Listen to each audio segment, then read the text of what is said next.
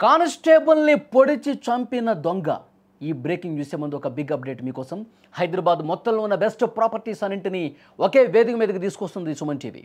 ఈరోజు హెచ్ఏసిసి నోవోటెల్లో జరిగే సుమన్ టీవీ ప్రాపర్టీ ఎక్స్పోలో best flats, villas, open plots, Deepavali offers and discounts అన్నీ కూడా అందుబాటులో ఉన్నాయి. మీరు విజిట్ చేసి ప్రతి గంటకి గోల్డ్ కాయిన్ కూడా గెలుచుకోవచ్చు. ఫ్యామిలీతో రండి, మీ డ్రీమ్ ప్రాపర్టీని సొంతం చేసుకోండి. ఇప్పుడు ఆ బ్రేకింగ్ న్యూస్లోకి వెళ్ళిపోదాం. నిజామాబాద్ జిల్లాలో ఒక దొంగ కానిస్టేబుల్ని కత్తితో పొడిచి చంపేసినటువంటి ఘటన పోలీసు శాఖ మొత్తాన్ని కూడా, జిల్లా ప్రజానీకాన్ని మొత్తాన్ని కూడా దిగ్భ్రాంతి గురి చేసింది. విధి నిర్వహణలో ఉండగా ఒక దుండగుడి చేతిలో కత్తిపోట్లకు గురై ఆ కానిస్టేబుల్ చనిపోయాడు. ఈ దారుణ ఘటన వెనుక భావోద్వేగ కోణాలు ఇప్పుడు ఒక్కొక్కటిగా వెలుగులోకి వస్తూ ఉన్నాయి. దొంగ చేతిలో చనిపోయినటువంటి constable Pramod Nizamabad CCS police స్టేషన్లో విధులు నిర్వహిస్తూ ఉన్నాడు. కొద్ది రోజుల కిందట ఎస్ఎఫ్ఎల్ అంటే ఫోరెన్సిక్ రిపోర్ట్ డ్యూటీ మీద హైదరాబాద్ వెళ్ళారు. అక్కడ తన విధులు ముగించేసుకుని నిన్ననే నిజామాబాద్ చేరుకున్నాడు. రాగానే సిసిఎస్ ఠాణాలో రిపోర్ట్ చేశారు. డ్యూటీలో జాయిన్ అయిన తర్వాత ఒక దొంగను పట్టుకునే బాధ్యత ఆయనకు అప్పగించారు. కానీ ఆ పని ఆయన పాలిట యమపాశం అవుతుందని ఊహించలా. కొన్ని గంటల కిందట డ్యూటీ పూర్తి చేసుకుని సంతోషంగా వచ్చిన ప్రమోద్ ఆ దుండగుడి చేతిలో దారుణంగా ప్రాణాలు కోల్పోయినటువంటి పరిస్థితి ఉంది. నాగారం ప్రాంతానికి చెందినటువంటి పాత నేరగాడు రియాజ్ను బైక్ చోరీ కేసులో అదుపులోకి తీసుకోవడానికి కానిస్టేబుల్ ప్రమోద్ అక్కడికి వెళ్ళాడండి. రియాజ్ను పట్టుకున్న తర్వాత తన బైక్ మీదే వెనకాల కూర్చోబెట్టుకుని పోలీస్ స్టేషన్కు తీసుకెళ్తా ఉన్నాడు. అంతలోనే ఈ దారుణం జరిగింది. పోలీస్ స్టేషన్కి వెళ్తున్న సమయంలో అప్పుడే ఆ దొంగ ఒక ప్లాన్ ప్రకారం ఉన్నాడు. ఒక పకడ్బందీకి ఒక ప్లాన్ అమలు చేశాడు. తన దగ్గర లోపల షర్ట్ లోపల ఒక కత్తి పెట్టుకుని లోపల ఒక ప్లాన్ ప్రకారం ఉన్నాడు. దారిలో వేసేద్దామని చెప్పి ముందే అనుకున్నాడు.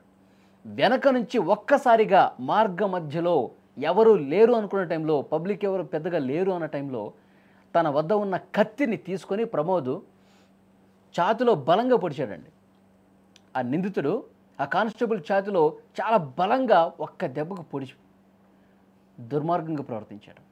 కానిస్టేబుల్ ప్రమోద్పై మళ్ళీ దాడి చేస్తుండగా అట్నుంచి వస్తున్నటువంటి ఒక ఎస్ఐ దీన్ని గమనించి నిందితుడు రియాజ్ని పట్టుకునే ప్రయత్నం చేశాడు.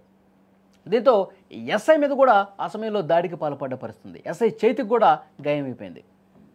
మళ్ళీ దాడి చేసి వెంటనే పారిపోయాడు. రియాజ్ తన స్నేహితుడి బైక్పై ఎక్కి అక్కడి నుంచి పారిపోయాడు. అంటే ఒక ప్లాన్, నేను ఇతనితో కత్తితో పొడుస్తా, నువ్వు అటు నుంచి రా బైక్ వేసుకుని వీళ్ళని పొడి చేసి మనకు బైక్ ఎక్కి వెళ్ళిపోదాం. ఈ ప్లాన్ ముందే అమలు చేశాడు. ఇక కత్తిపోటుకు గురైనటువంటి ప్రమోద్ ఒక్కసారిగా కానిస్టేబుల్ నేలకూలిపోయాడు. ఎస్ఐ విఠల్ కూడా వెంటనే తన వాహనంలోనే ప్రమోద్ను హుటాహుటిన ఆసుపత్రికి తీసుకెళ్లాడు. కానీ వైద్యులు బాగా ట్రై చేశారు, కానీ తీవ్ర గాయాలు కావడంతో ఆ హెడ్ కానిస్టేబుల్ చనిపోయిన పరిస్థితుంది. సో చాలా దారుణం. ఒక దొంగ కానిస్టేబుల్ని అసలు ఏమాత్రం భయం లేకుండా పొడిచి చంపేశారంటే మొత్తం జిల్లానే కాదు రాష్ట్రం మొత్తం కూడా సంచలనం అయిపోయినట్టు పరిస్థితుంది. పోలీసు శాఖ నివ్వెరపోయింది. దొంగల చేతిలో పోలీసులు చచ్చిపోవటం ఏంటని చెప్పి చాలా ఒక బాధ కనిపిస్తుంది పోలీస్ శాఖలో. గాయపడ్డ ఎస్ఐ విఠల్ ఆరోగ్య పరిస్థితి నిలకడగా ఉన్నట్టుగా తెలుస్తోంది. పోలీసులు కేసు నమోదు చేశారు. కానిస్టేబుల్ ప్రమోద్ చనిపోవడంతో ఆయన కుటుంబం పూర్తిగా శోకంలో మునిగిపోయిన పరిస్థితి. డ్యూటీకి వెళ్ళిన భర్త, తండ్రి విగత జీవిగా తిరిగి రావడంతో ఆ కుటుంబం చాలా బాధలో కూరుకుపోయింది. ప్రమోద్ భార్య, 3 పిల్లల కోసం ప్రభుత్వం వెంటనే స్పందించింది. ప్రమోద్ భార్యకు ప్రభుత్వ ఉద్యోగం కల్పిస్తామని చెప్పారు. 3 పిల్లల చదువుకయ్యే పూర్తి బాధ్యత పోలీసు శాఖే తీసుకుంటుందని కూడా చెప్పారు. ప్రస్తుతానికి దారుణానికి సంబంధించిన ఆ పాత నేరగాడు పొడిచినటువంటి రియాజ్, ఆ దుర్మార్గుడు మహారాష్ట్రకు పారిపోయినట్టుగా తెలుస్తోంది. అతడి కోసం పోలీసులు 3 బృందాలుగా ఏర్పడి గాలిస్తూ ఉన్నారు. పోలీసులు ఏకంగా కొన్ని బృందాలు, 3 బృందాలేమో మహారాష్ట్రకు వెళ్ళాయి, ఇంకా చుట్టుపక్కల కూడా కొన్ని బృందాలు గాలిస్తూ ఉన్నాయి. మొత్తం 9 బృందాలు అతని కోసం ప్రత్యేకంగా గాలిస్తున్నటువంటి పరిస్థితి. ఒక కరుడుగట్టినటువంటి పాత నేరస్తుడే వాడు చాలా కేసుల్లో, దొంగతనం కేసులు ఉన్నాయి, దాడి చేసినటువంటి కేసులు ఉన్నాయి. అవన్నీ కూడా మళ్ళీ వెలికి తీస్తూ ఉన్నారు. ఈ బృందాలు ముమ్మరంగా గాలిస్తూ చేస్తున్నాయి, కానీ ఇంతవరకు మనకు అందినటువంటి ఇన్ఫర్మేషన్ ఇంకా వెతుకుతూనే ఉన్నారు, కానీ వాడి జాడ కనిపించలేదు. వాడికి అండర్ గ్రౌండ్లోకి వెళ్ళిపోయి ఉంటారు. పోలీసుల్ని చంపినటువంటి కేసు కాబట్టి ఇంకా నా మీద చాలా సీరియస్గా, సివియర్గా సెక్షన్స్ పెట్టి నన్ను లోపల వేస్తే ఇంకా నేను ఈ జన్మలో బయటికి రానని చెప్పి వాడికి అర్థమైపోయింది.